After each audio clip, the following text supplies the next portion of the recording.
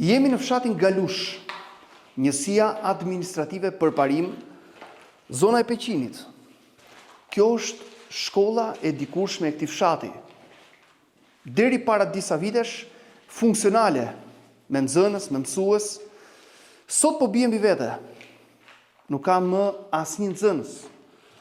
Është mbyllur. Si treguesi më i dhimbshëm i asaj që ka ndodhur me të gjithë fshatin në tërësi.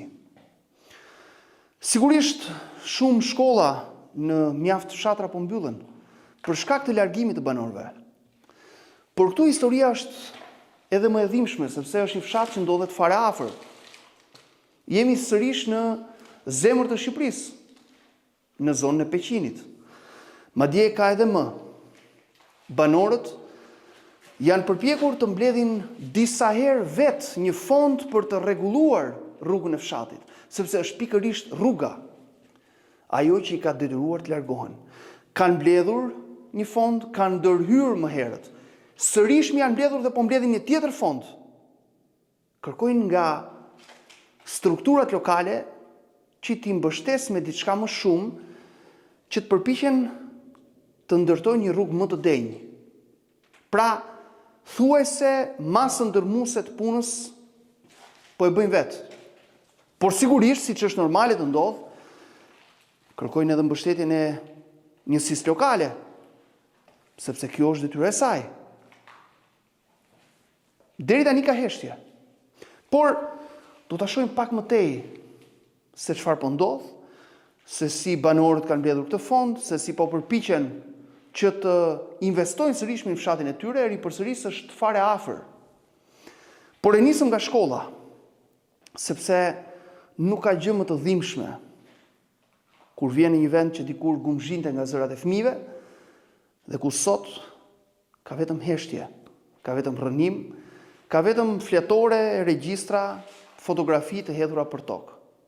Padyshim është dëshmitari më i dhimbshëm i largimit, i pamundësisë, i faktit që shumë gjëra nuk shkojnë siç duhet. Megjithatë do të vijojmë pak më tej kur të shikojmë në vend edhe atë që po ndodh me rrugën dhe me dëshirën e këtyre banorëve për ta rihetëzuar fshatin e tyre. Por e ripërsëris kërkojnë pak mbështetje, një mbështetje që deri më sot nuk po vjen. Kjo është qendra e fshatit Galush.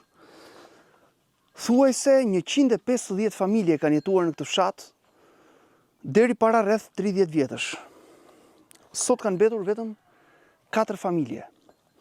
E ripërsëris, largimi ka ndodhur vetëm për 3.5 km rrugë. Tani, banorët kanë mbledhur një herë një fond rreth 2 milion lek. Po e themi kështu 20 milion lek të vjetra. Kanë ndërhyrë një herë në rrugën e fshatit, sepse janë përpjekur ta rihetëzojnë.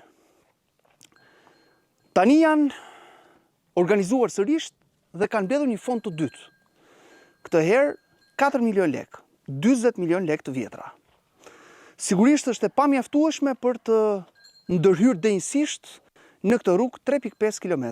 Ndaj kërkojnë mbështetjen e autoriteteve vendore. Pra e kanë bërë të tyren. Kanë mbledhur jo një herë, por 2 herë fonde. Po përpiqen ta rihetëzojnë këtë fshat.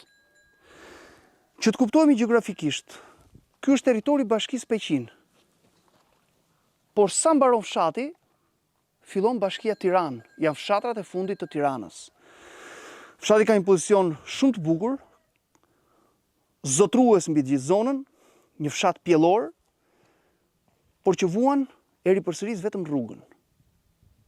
Duhet ritheksuar fakti që banorët e kanë bërë pjesën e tyre, kanë mbledhur 2 herë fonde dhe tashmë po presin një mbështetje sado të vogël nga strukturat përkatëse, që të vinë këtu dhe të investojnë në këto shtëpi të gurta që mund të bëhen pa diskutim një tërheqje për turist të shumtë, se është një fshat fare afër.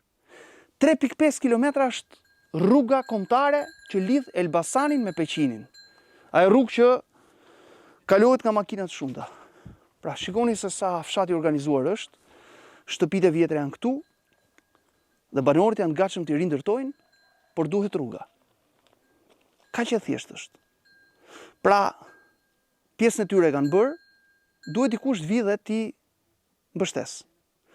Por vjojmë edhe mtej. Pra kjo është rruga që duhet bëjnë çdo ditë 5 fëmijët e mbetur të këtij fshati. Një pjesë e përshkojnë me kafsh, tjetër në këmbë, 1 orë larg. Disa shkojnë në shkollë e të tjerë në kopësht. Për të ndryshuar realitetin do të duhej vetëm një investim për këto 3.5 kilometra deri në rrugën kombëtare. Duhet përsëritur e ripërsëritur. Banorët e kanë bërë pjesën e tyre. Kanë mbledhur një fond të parë dhe një fond të dytë. Pra janë përpjekur ta rihetzojnë fshatin. Fillimisht 2 milion lek e tashmë 4 milion. Për ta bërë më të kuptueshme, 20 milion të vjetra dhe 40 milion të vjetra për të ndërhyrë. Tashmë duhet autoritetet i mbështesin që ky fshat të mos vdes dhe këta fëmijë në 2025 të mos detyrohen të shkojnë në këmbë për në kopësht dhe në shkollë. T'u japi mundësi të jetojnë si gjithë tjerët. Se fundja Europa është edhe rruga, është edhe ujë, është edhe mundësia, është edhe zhvillimi. Dhe këtu si duket jemi për shkak realitetit 100 vjet pas.